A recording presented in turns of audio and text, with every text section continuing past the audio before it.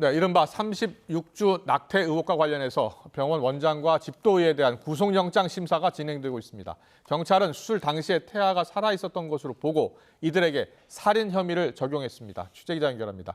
배민혁 기자, 아직 결과가 안 나온 거죠? 네, 그렇습니다. 오전 10시 반부터 병원장과 집도의에 대한 구속영장 심사가 서울중앙지방법원에서 진행되고 있습니다. 피의자들은 1시간가량 신문을 마친 뒤 법원 밖으로 나왔는데요. 혐의를 인정하느냐는 등의 취재진 질문에 아무 답도 하지 않았습니다. 태아가 스스로 숨긴 거 맞습니까? 재판부에 어떻게 소명하셨는지 한 말씀만 부탁드립니다. 재판부에 뭐라고 소명하셨나요? 앞서 경찰은 이른바 36주 낙태 의혹과 관련해 수사 개시 3개월 만에 처음으로 피의자들에 대한 구속영장을 신청했습니다. 지난 6월 임신 36주 차에 낙태 수술을 받았다는 영상이 유튜브에 공개되고 큰 논란이 일자 보건복지부는 살인 혐의로 경찰에 수사를 의뢰했는데요.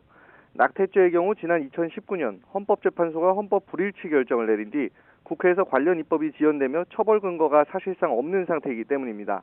이 때문에 수술 당시 태아의 생존 여부가 쟁점이 되고 있는데요.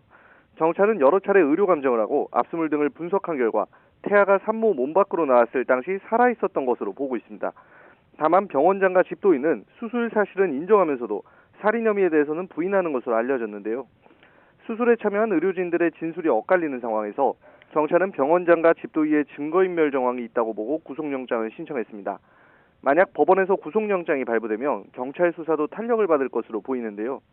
살인 혐의로 입건된 20대 여성 유튜버와 수술에 참여했던 다른 의료진, 낙태수술 브로커 등에 대한 수사가 이어질 것으로 보입니다.